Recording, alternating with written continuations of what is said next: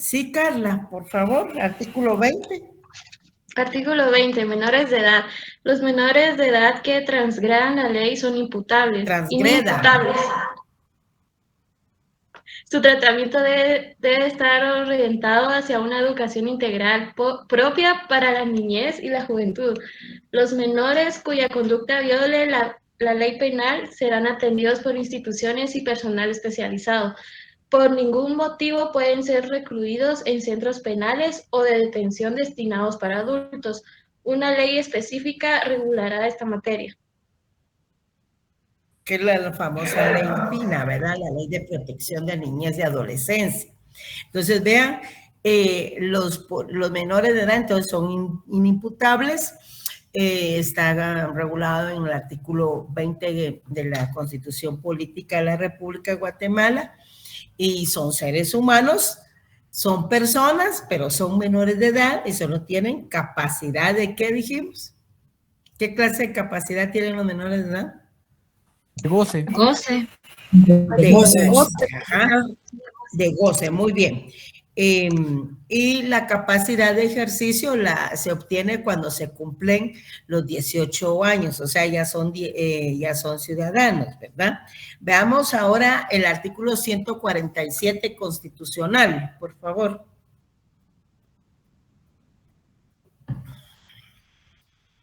¿Quién está en clase? Disculpe. Licenciada, ¿lo puedo leer yo? Glenda, vaya, hazme el favor. Glenda. Artículo 47 de la Constitución. No, 147. Perdón.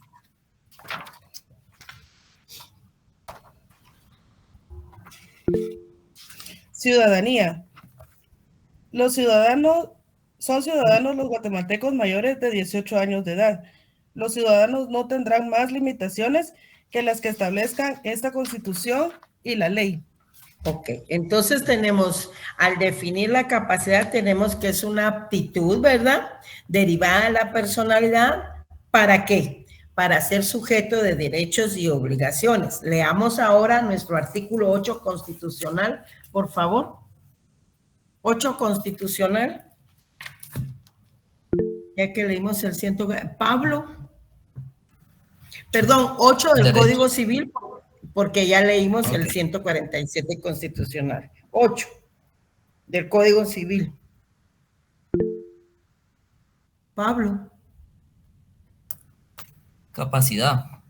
La capacidad para el ejercicio de los derechos civiles se adquiere por la mayoría de edad. Son mayores de edad los que han cumplido 18 años. Los menores que han cumplido 14 años son capaces para algunos actos determinados por la ley. Ok, entonces veamos, tomen su bolígrafo y su resaltador. Ahí regula en la primera parte del artículo 8 del Código Civil que la capacidad para el ejercicio de los derechos civiles se adquiere por la mayoría de edad. A esa se le conoce como capacidad de ejercicio. ¿Ya? Capacidad, entonces anoten la par, capacidad de ejercicio, de obrar o de hecho. Ahí. ¿Quiénes son mayores de edad? Los que han cumplido 18 años. Y lo relacionan con el artículo 147 constitucional, por favor. Y luego regular los menores que han cumplido 14 años son capaces para algunos actos determinados por la ley. Para algunos actos determinados por la ley, ahí anotan capacidad relativa. Cada uno la vamos a ir viendo, ¿verdad? Pero primero veamos esto.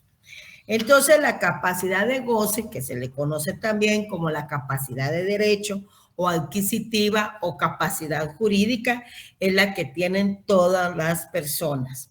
Entonces, puede ser sujeto de derechos y obligaciones y la tienen todos los seres humanos. Es una aptitud que se deriva de la personalidad. Y la capacidad de ejercicio también es conocida como capacidad de obrar o de hecho, que les acabo de mencionar. Es dinámica, ¿verdad? Es dinámica, ¿por qué?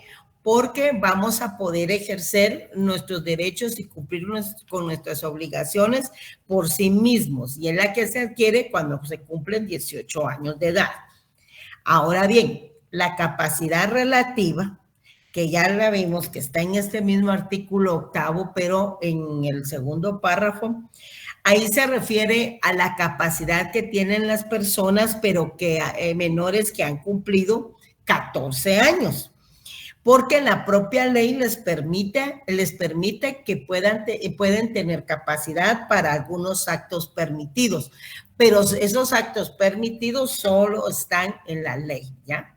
Actos exclusivamente permitidos por la legislación. Por eso tenemos ahí que son actos permitidos por la ley expresamente, ¿verdad? Ahí lo tenemos en el artículo 8. ¿Como cuáles? Pensemos como cuáles. Vayamos ahora a ver el artículo 217 y 218 del Código Civil. Vamos a ver ahí una capacidad relativa que la ley otorga en el caso de las mujeres. Veamos entonces, vamos al 217 y 218. Y levanta la mano quien lo quiera leer para que yo se lo distribuya. A ver, Elfidio, lees el 217 y Giselle el 218. Ya estamos ahí en el 217 y en el 218. Sí, artículo 217. Reconocimiento por el menor de edad. El varón menor de edad no puede reconocer a un hijo sin el consentimiento de los que ejerzan sobre él la patria potestad o de la persona bajo cuya tutela se encuentre, o, a falta de esta, sin la autorización judicial. Ok. ¿A quién se está refiriendo entonces en ese artículo 217? A los menores de edad. ¿Todos los menores de edad? A los varones menores de edad. Al varón menor de edad. Muy bien, a los varones menores de edad, por eso hay que leer completo. Bueno, a los varones menores de edad, ¿qué nos indica? Que el varón menor de edad no puede reconocer a un hijo sin el consentimiento de los que ejerzan sobre él la patria potestad, o sea, los padres, o de la persona bajo cuya tutela se encuentra, tutores, y a falta de esto sin autorización judicial. Ahora leamos el 218, yo creo que ya lo había asignado acá. Artículo 218. La mujer mayor de 14 años, si tiene la capacidad civil necesaria para reconocer a sus hijos, sin necesidad de obtener el consentimiento a que se refiere el artículo anterior. Ok, ¿a quién se refiere este artículo 218? Veamos. A la mujer. Mujeres mayores de 14 años. Mayor de 14 años. A la mujer mayor de 14 años. Ahí hay capacidad relativa. La ley expresamente le está concediendo a una mujer mayor de 14 años, le dice que sí tiene capacidad civil, pero ¿para qué? Para reconocer a sus hijos. Ella no tiene necesidad de obtener consentimiento, ya sea de los padres, de los tutores o bien alguna autorización judicial. La mujer sí tiene esa capacidad relativa, lo que no tiene el varón menor de edad, ¿verdad? A que se refiere el artículo 217. La ley también especifica, de acuerdo al artículo 259, que una persona, no obstante ser menor de edad, puede trabajar. Veamos ahora el artículo 259. Por favor.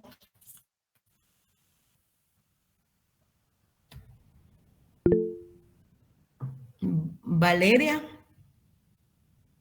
Escobar. Ok, licenciada. Sí, gracias. Sí, Oigan, sí. pues, permítame, oigan y presten atención al artículo 259.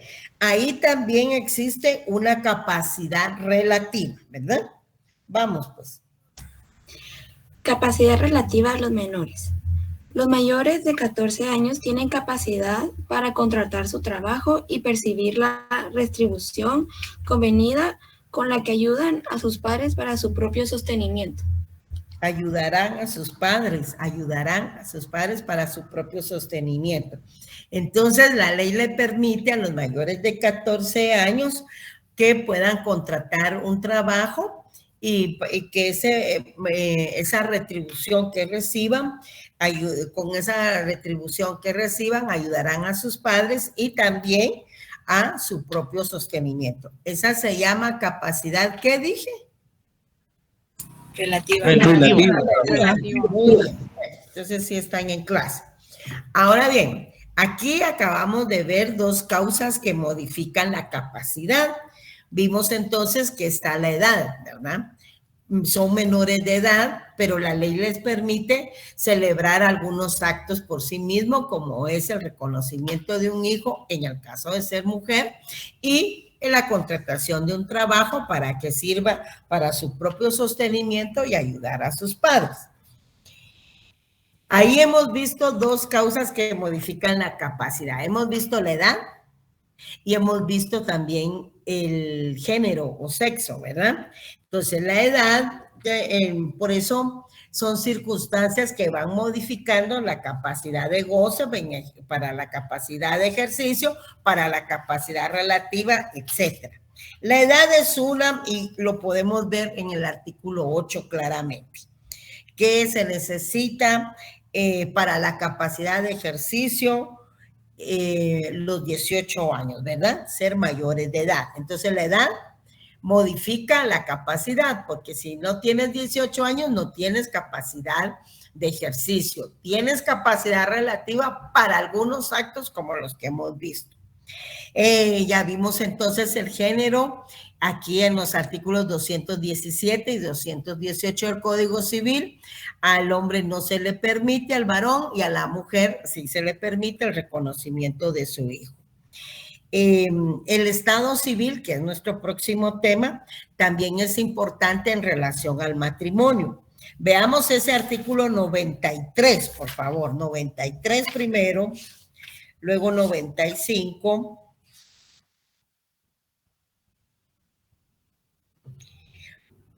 Alguien que quiera leer el 93, es algo larguito, para que yo lo comente. Roxana Morales, por favor. 93. Artículo 93, formalidades. Las personas civilmente capaces que pretendan contraer matrimonio lo manifestarán así ante el funcionario competente de la residencia de cualquiera de los contrayentes, quien recibirá bajo juramento de cada uno de ellos, legalmente identificados, declaración sobre los puntos siguientes, que hará constar en acta: nombres y apellidos, edad, estado civil, vecindad, profesión u oficio, nacionalidad y origen, nombre de los padres y de los abuelos si los supieren, ausencia de parentesco entre sí que impida el matrimonio, no mantener impedimento legal para contraerlo y régimen económico que adopten, sino representar en escritura de capitulaciones matrimoniales y manifestación expresa de que no están legalmente unidos de hecho con tercera persona. Muy bien. Vean esa última parte. Y muchas gracias. Manifestación expresa de que no están legalmente unidos, de hecho, con tercera persona, porque existe otra figura que se llama unión de hecho. Además, deben de tener libertad de estado. Es decir, no deben de estar casadas, porque aquí están recibiendo bajo juramento todos sus datos de identificación personal, su nombre, apellido, etcétera, edad, estado civil, vecindad, profesión, oficio. Entonces, ahí tenemos el ejemplo, ¿verdad? Deben ser personas solteras. ¿Por qué? Porque la libre aptitud para contraer matrimonio, ¿cuándo se obtiene? Vamos ahora al artículo 81 para quien lo quiera leer, por favor.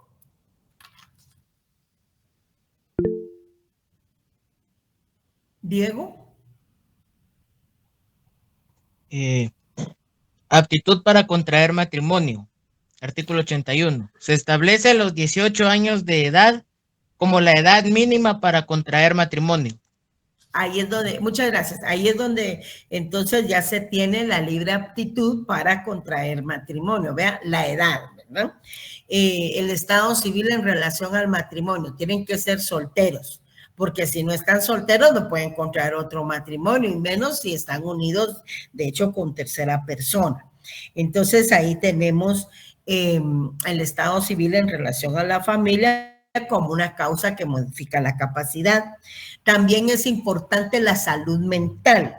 Veamos el artículo 9 ahora del Código Civil. Seguimos con el Código Civil, artículo 9.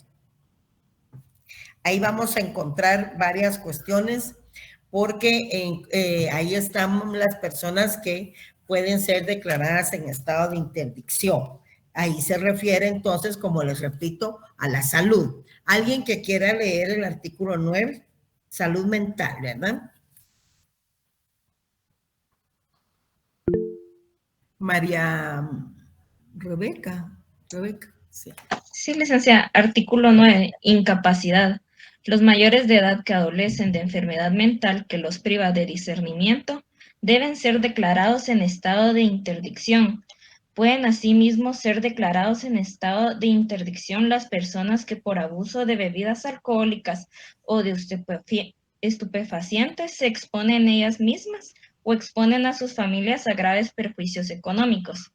La declaratoria de interdicción produce desde la fecha en que sea establecida en sentencia firme incapacidad absoluta de la persona para el ejercicio de sus derechos, pero los actos anteriores a tal declaratoria pueden ser anulados si se probare que la incapacidad existía notoriamente en la época en que se verificaron. Ok, en que se verificaron. Vean aquí la importancia de la salud mental, porque los mayores de edad que adolecen de enfermedad mental, regula nuestra legislación, deben ser, y que los priva de discernimiento, deben ser declarados en estado de interdicción. La salud, entonces, también es una causa que modifica la capacidad, porque aquí vamos a ver que como existe esa falta de capacidad, la misma ley nos está indicando que debe ser declarado en estado de interdicción.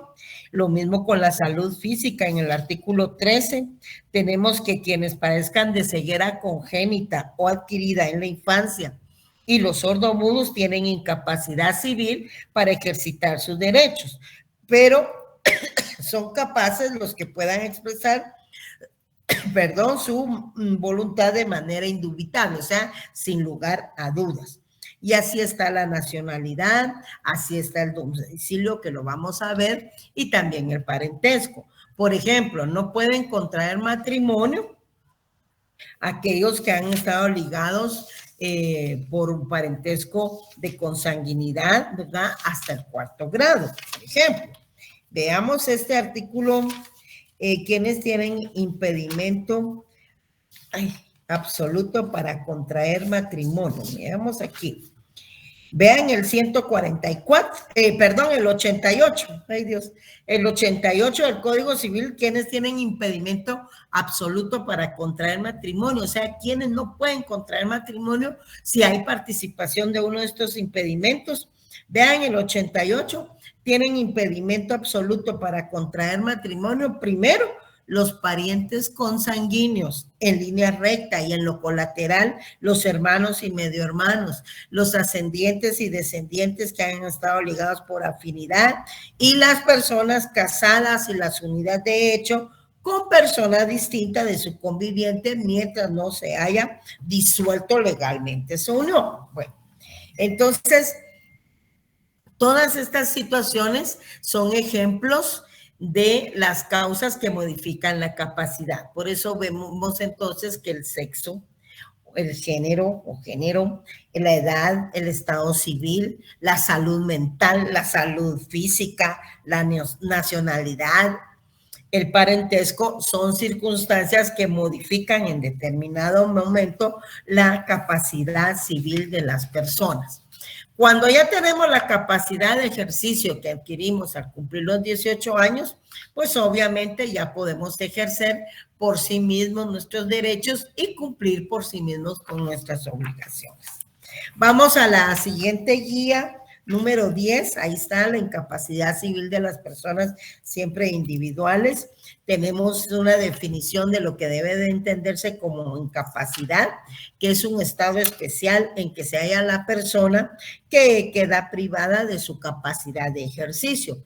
¿Por qué? Porque va a ser declarado en estado de interdicción, es decir, habrá una declaración judicial de la falta de capacidad de esta persona para que se le nombre un representante legal y por medio de él pueda entonces ejercer sus derechos y cumplir con algunas obligaciones. Veamos entonces qué es la capacidad, qué es la declaración judicial del estado de interdicción. Ahí tenemos dos definiciones, una definición doctrinaria que nos indica que se encuentran que en esa situación se encuentran las personas que han sido judicialmente declaradas incapaces para la realización por sí mismas de todos o algunos actos de la vida civil. El efecto es, de acuerdo al artículo 9, que ya leímos, que desde la fecha en que se ha establecida la declaratoria de interdicción en sentencia firme, produce incapacidad absoluta. Ahí tiene la incapacidad absoluta, o sea, la que se origina después como efecto cuando ya existe sentencia firme para el ejercicio de los derechos civiles, según el artículo 9, segundo párrafo del Código Civil. En donde se encuentra regulado el trámite que se debe de agotar para que las personas sean declaradas en estado de interdicción, pues lo encontramos regulado del artículo 406 del Código Procesal Civil y Mercantil al 410. Por eso en el 406 encontramos del Código Procesal Civil y Mercantil que la declaratoria de interdicción procede por enfermedad mental congénita o adquirida, siempre que a juicio de expertos sea crónica e incurable, aunque en tal caso pueda tener remisiones más o menos completas. También procede por abuso de bebidas alcohólicas o de estupefacientes si la persona se expone ella misma o expone a su familia a graves perjuicios económicos. La sordumudez congénita y grave da lugar a la declaración de incapacidad civil, y etcétera. Ahí lo tienen regulado en el artículo 406, pero del Código Procesal Civil y Mercantil. Ahora bien, hemos hablado de capacidad, de incapacidad, de sus clases, pero ¿quiénes pueden ser declarados en estado de interdicción? A ver.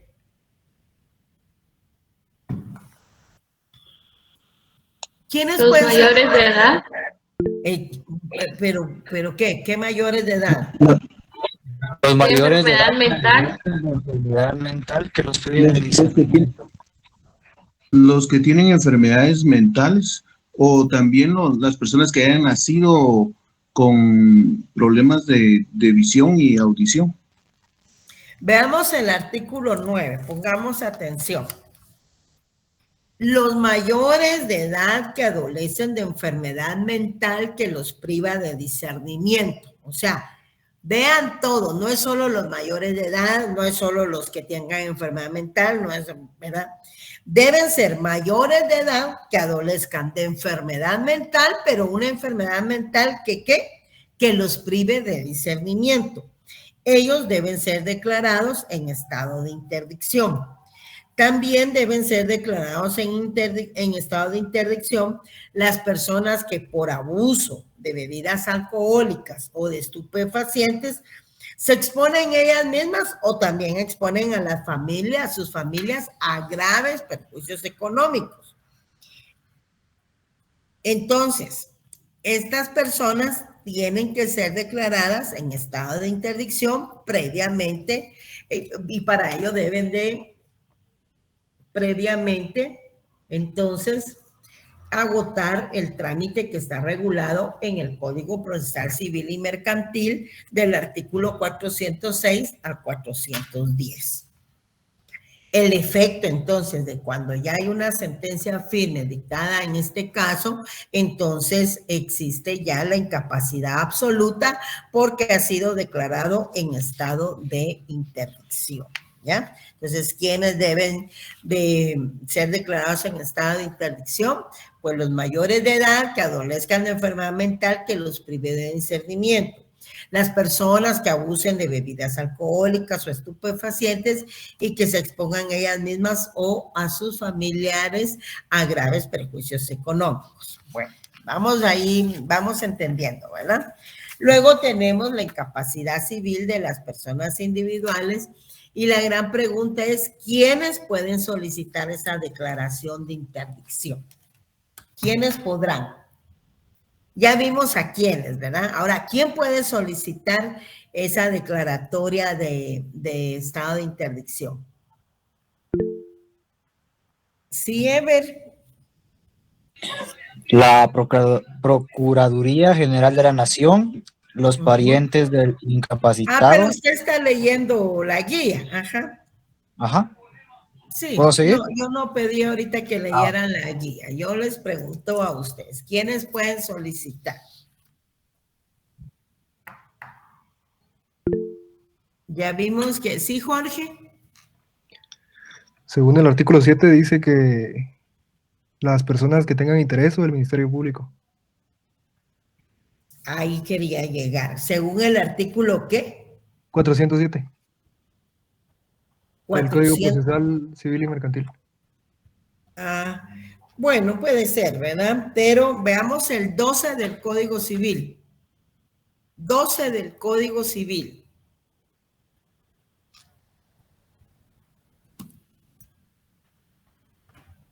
¿Ya están en su artículo 12 del Código Civil? ¿Están recibiendo clases, muchachos? Sí, licenciada. Sí, licenciada. Sí, licenciada. Maylin lee el 12 del Código Civil.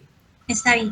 Artículo 12. La interdicción puede solicitarla indistintamente el Ministerio Público, los parientes del incapacitado o las personas que tengan contra él alguna acción que deducir, y termina cuando cesa la causal que la motivó, y así lo declare la autoridad judicial a instancia de quienes tienen derecho a pedirla o del mismo declarado incapaz. Ok, bueno, o sea que el mismo declarado incapaz, si se rehabilita, puede pedir entonces su rehabilitación para que ya no sea declarado en estado de interdicción. Ahora quiero que vean, según el artículo 12, nos tenemos que la interdicción puede solicitarla indistintamente el Ministerio Público. ¿Qué piensan ustedes de eso? ¿Es función del Ministerio Público solicitar que se declare el estado de interdicción de una persona?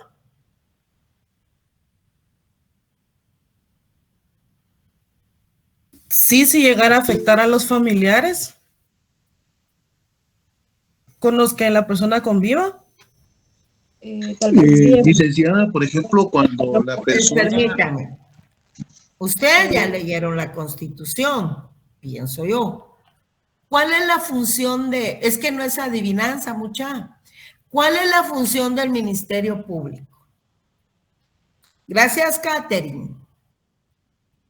Catherine respondió ahí. ¿Cuál es la función del Ministerio Público? A ver, ¿quién sabe? Sí, Vitia. Vitia María. La función del Ministerio... Buenas tardes, licenciada. Creo que la Buenas función tardes. del Ministerio Público es investigar. ¿Qué? ¿Investigar qué? Ay, perdón, es que investigar, o sea, extraer todas las pruebas para poder probar si una persona cometió un delito o es inocente. Busquen en su Constitución, porque miren, tercer semestre. Brian, ¿algo ibas a decir, Brian? La finalidad del MP es velar el cumplimiento de las leyes del país. Miren, no es adivinanza. Busquen la función constitucional del Ministerio Público. Es que no lean a estas alturas su Constitución si es grave. Busquen en la Constitución la función del Ministerio Público. Disculpe, licenciado, perdón. Es el artículo 251, dice Ministerio Público, es una institución auxiliar. Permítame, Roxana. A ver, Roxana dice que está regulado en el artículo 251, constitucional, ¿verdad? Vamos a ver el artículo 251. Ubíquense, por favor, porque mire, que a estas alturas no hayan leído su constitución política es de lamentar, pues. Entonces, Roxana nos va a hacer el favor de leer el artículo. Por favor, Roxana, yo te digo hasta dónde porque es un artículo bien largo, ¿verdad? Vamos. El Ministerio Público es una institución auxiliar de la administración pública y de los tribunales con funciones autónomas, cuyos fines principales son velar por el estricto cumplimiento de las leyes del país. Su organización y funcionamiento se regirá por su ley orgánica. ¿Sí? El jefe del Ministerio Público será el fiscal general y le corresponde el ejercicio de la acción penal pública. Deberá ser abogado. Permítame, Roxana, permítame. Como leen así tan rápido y eso, por eso no saben resumir, no saben analizar. Vea, de la lectura de la primera parte de ese artículo 251, que Roxana nos está haciendo el favor de leer, pues nos indica cuáles son las principales funciones. Lo subraya. ¿Cuáles son las principales funciones del Ministerio Público, según ese primer párrafo? Velar por el estricto cumplimiento de las leyes. Subrayen ahí. Ahora subrayen ahí. Roxana ya empezó a leer el segundo párrafo. Empieza, Roxana, por favor, a leer el segundo párrafo. El jefe del Ministerio Público será el fiscal general y le corresponde el ejercicio de la acción penal pública. Ahí dejemos. Ahí dejamos. ¿Y le corresponde qué cosa? ¿El ejercicio de qué? De la acción penal pública. De la acción penal pública. Acción penal pública. ¿Ya se dieron cuenta que no es adivinanza, mucha? No es para que estén adivinando. Se supone que ya aprobaron 10 cursos del área básica y que en algún momento ya leyeron la Constitución. Fíjense, a eso es a lo que yo hago el llamado, a que deben ser conscientes, a que deben de leer. Están en el curso de Derecho Civil 1 y este ya pertenece al área profesional. Entonces, no es solo de inventarse las respuestas y a ver qué pasa aquí, qué pasa allá.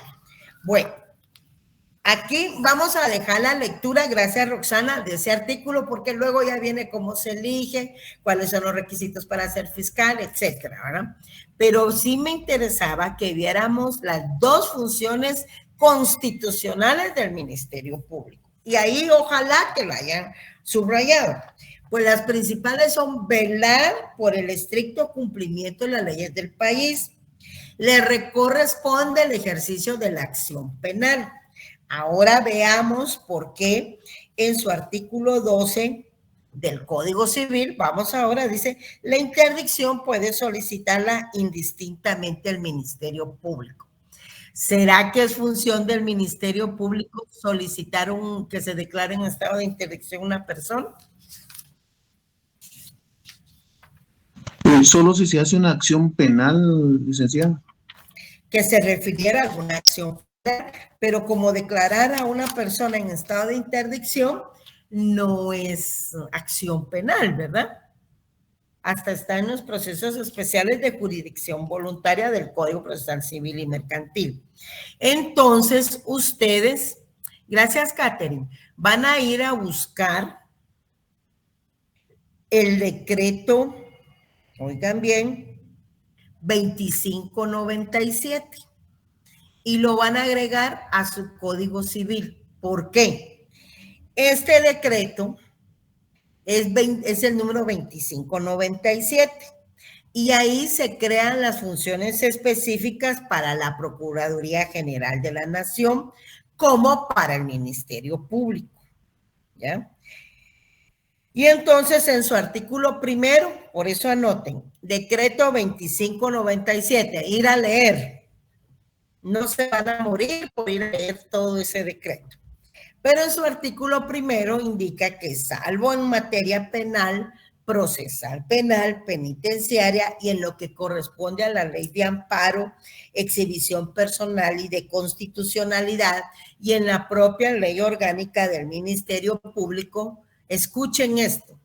En toda norma legal y reglamentaria en que se mencione el Ministerio Público, deberá entenderse a qué se refiere a la Procuraduría General de la Nación, porque no es función del Ministerio Público estos actos. Lo que pasa es que antes estaba ligada la acción del Ministerio Público con la Procuraduría General de la Nación, pero este decreto 2597 crea entonces estas funciones con base a la Constitución Política y nos indica entonces que debe de entenderse en estos casos específicos Procuraduría General de la Nación. Por eso es que en la guía ya tenemos Procuraduría General de la Nación. Ahora, ustedes a su artículo 12 del Código Civil le agregan ver, ¿qué decreto dijimos? 2597. El decreto 9597, ¿verdad? Y lo van a pegar ahí en su Código Civil para que ustedes lo tengan. Lo tienen que ir a buscar.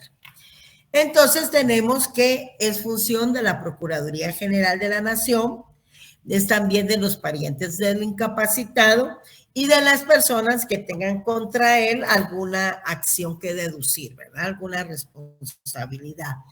Ahí en su guía número 11 tienen ese artículo 12 del Código Civil que estamos leyendo y el artículo 1 del decreto número 2597 del Congreso de la República. El trámite para la declaratoria de estado de interdicción de una persona es un proceso especial de jurisdicción voluntaria que les acabo de comentar, que lo encontramos regulado en el Código Procesal Civil y Mercantil del artículo 406 al 410. Ahí lo tienen en la guía, ¿verdad? Y solo en caso, pero eso solo se los hago como observación, que solo en caso de existir una oposición, pues ya nos vamos a un juicio diferente, que es el juicio ordinario, pero es solo en caso de que exista una oposición. ¿Cuál es el objeto entonces de declarar a una persona en estado de interdicción? Leamos, a ver quién me ayuda, con la lectura del artículo 14 del Código Civil.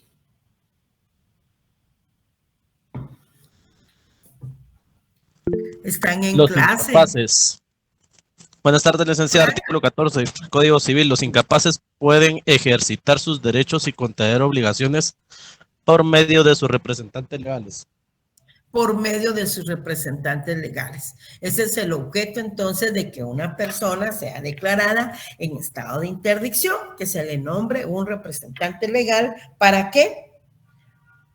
¿Para qué? Puedan ejercitar sus derechos. Para sus derechos. Exacto, y contraer obligaciones a través de sus representantes legales.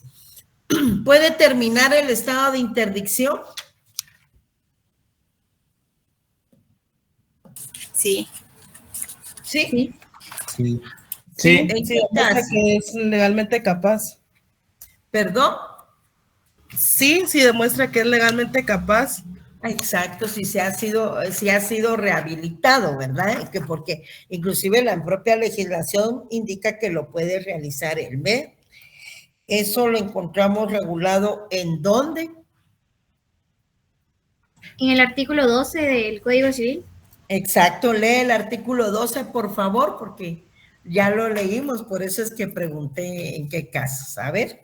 Dice, artículo 12, la interdicción puede solicitarla indistintamente el Ministerio Público, los parientes del incapacitado o las personas que tengan contra él alguna acción que deducir, y termina cuando cesa la causal que la motivó, y así lo declare la autoridad judicial a instancia de quienes tienen derecho a pedirla o del mismo declarado incapaz.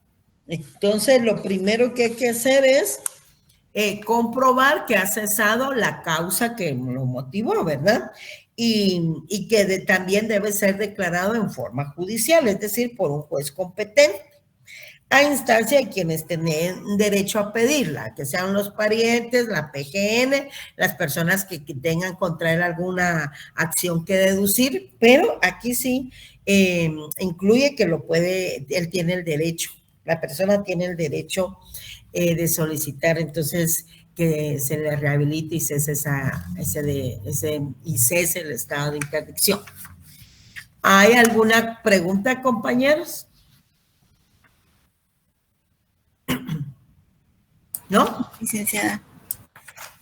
¿No? Bueno, no, licenciada, gracias. Bueno, a ustedes gracias. Miren, pues, la próxima clase vamos a ver el estado civil de las personas. Para ver el estado civil de las personas, yo necesito que tengan, además de su código civil, que tengan su ley del RENAP, o sea, del Registro Nacional de las Personas.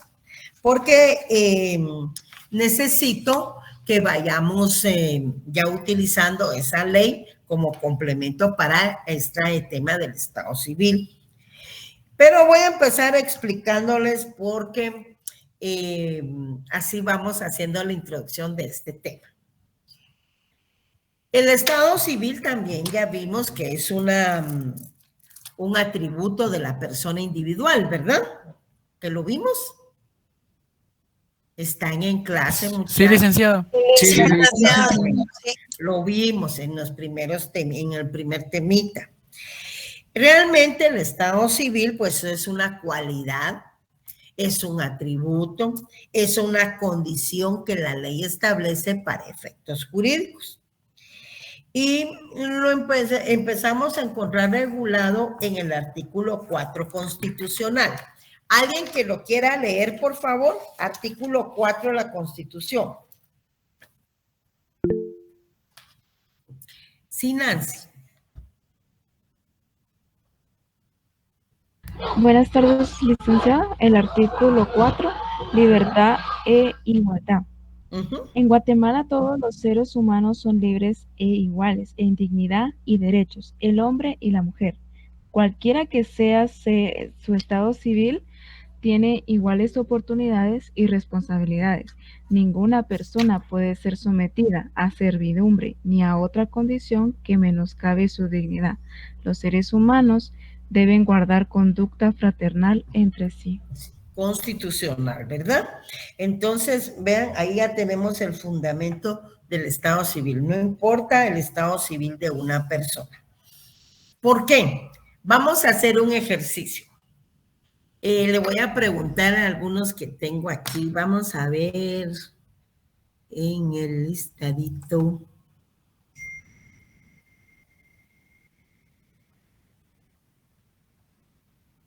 Abel de Jesús Martínez.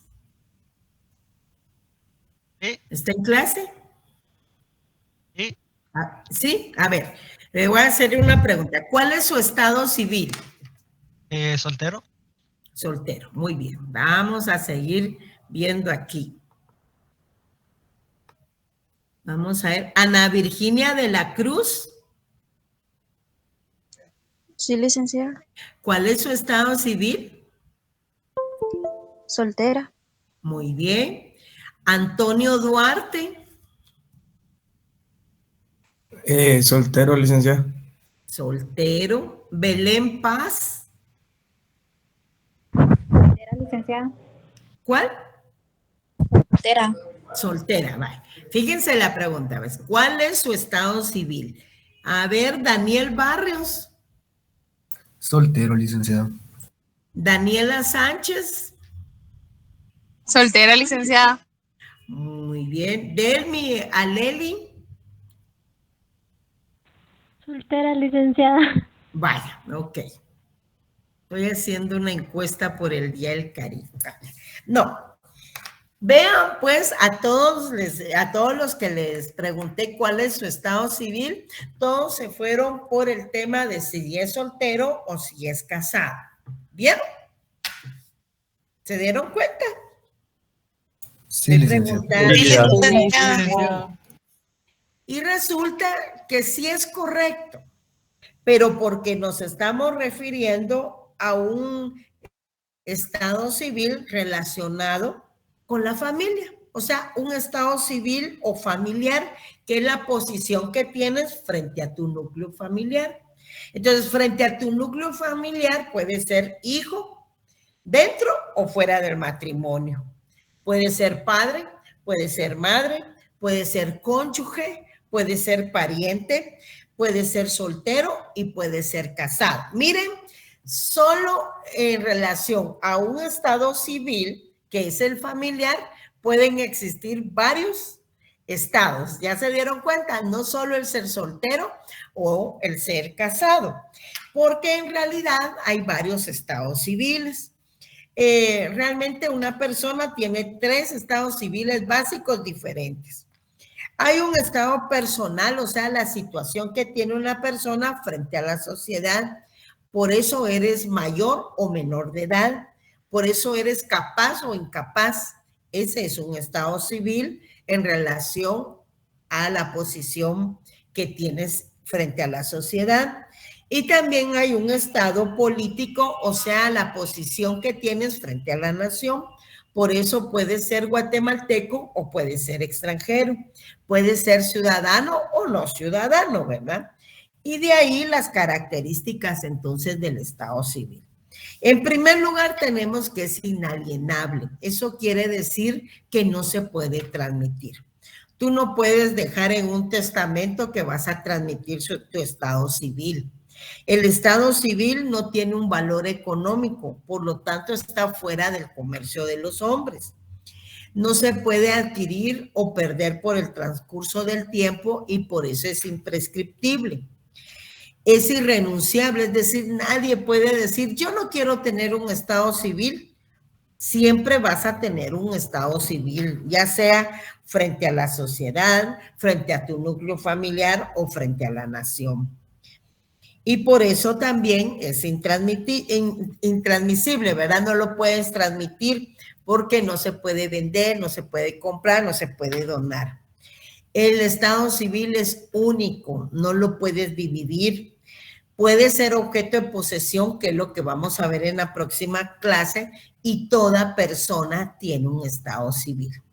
Entonces, ahí está la introducción para el estado civil y nos vemos en la próxima clase ya con su ley del Registro Nacional de las Personas, porque ahí vamos a ver los actos que se inscriben en el Registro Civil de las Personas del RENAP y la obligatoriedad que hay en cuanto a inscribirlos y también cuáles son los medios de comprobación del estado civil, y para eso es importante que tengan su ley del Registro Nacional de las Personas, que además hay que leerla en su totalidad, pero para otro periodo. Ahorita no, pero sí lo necesito para que hagamos el estado civil de las personas. ¿Hay alguna pregunta, compañeros? ¿No? Bueno. Bueno. Entonces dejamos la transmisión ahí el día de hoy y nos vemos el día. Yo sí tengo una duda. Ah, ¿quién es Elfidio? Cuenta. Sí, licenciada, perdone, está, como usted leyó el decreto 2597, ¿verdad? Ajá. Pero al final lo que en concreto dice es que deberá entenderse es la Procuraduría General de la Nación cuando termina. Está diciendo que esto ya no le corresponde al Ministerio Público, sino es prácticamente a algo que le corresponde a la Procuraduría General de la Nación. ¿Eso es lo que quiere decir, licenciada? Eso quiere decir exactamente que en estos casos ya no se aplica el Ministerio Público porque aplica para la Procuraduría General de la Nación. Así es. Muchas gracias, licenciada. ¿Alguien más? Valeria, ¿querías preguntar? Sí, licenciada, yo tenía una pregunta con la capacidad e incapacidad civil de las personas, con la guía número 9. Estaba viendo el artículo 218, que dice la mujer de 14 años si tiene capacidad civil necesaria para reconocer a sus hijos. ¿Y qué pasa con las que son menores de edad y por un factor de violación o por algo así quedan embarazadas? Pero no lo entiendo, porque ahí le está diciendo que la menor de edad de 14 años, ¿verdad? Puede reconocer por sí misma a sus hijos. No, ahí dice la mayor. Ah, la mayor. Ah, tú me estás preguntando de la menor de edad. Ajá. De la menor de 14. Sí, licenciada. Exactamente, ahí serían los padres, mija. Porque la ley le está dando esa capacidad relativa a la mayor, o sea, a la mujer mayor de 14 años. Solo para ese caso, ¿verdad? Si eres menor, supongamos una de 10 años, allí sí son los padres o quien ejerza la tutela. Quienes ejerzan la patria potestad, quienes ejerzan la tutela. ¿Y si no tiene a nadie que ejerza la patria potestad y la tutela? Tiene que tener, aunque sea un tutor nombrado por el Estado, no puede estar sin representante legal siendo menor de edad. Ok, gracias, licenciada. Si no tiene patria potestad, si no tiene padres, tiene tutores. Y tutor puede ser cualquiera, ¿verdad? Hasta el establecimiento de asistencia donde esté recluido. ¿Ya? Valeria. Mi licenciada. Ah, bueno. María Jimena, ¿qué pasó? Buenas tardes, Licta. Una consulta con el 217, cuando dice que el varón menor de edad tiene que tener consentimiento de los padres o del tutor. ¿Qué pasa si los padres o el tutor no lo aceptan y el menor sí quiere reconocer? Y los padres no aceptan. Y pensemos también que si tiene padres no hay tutores, ¿verdad? O bien si tiene tutor no tiene padre. Pues ahí dice, ve, a falta de sin la autorización judicial. ¿Ya viste la última parte del 217? Sí, la falta de sin la autorización judicial. Ajá. O a falta de sin la autorización judicial. Ah, yo entiendo. Ok, gracias. O a falta de sin la autorización judicial. O sea, si faltan esas autoridades, tendrá que ser judicial. Y ahora está la prueba de ADN también, ¿verdad? Hasta puede ser gratuita según las últimas reformas que hubo a la ley de tribunales de familia. Jimena. Sí, Licta, muchas gracias. Bueno. ¿Alguien más?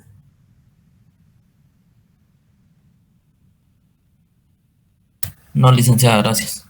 Ok, entonces dejamos ahí, nos vemos el día jueves. Muchas gracias. Feliz tarde, licenciada. Feliz tarde, licenciada. Feliz tarde.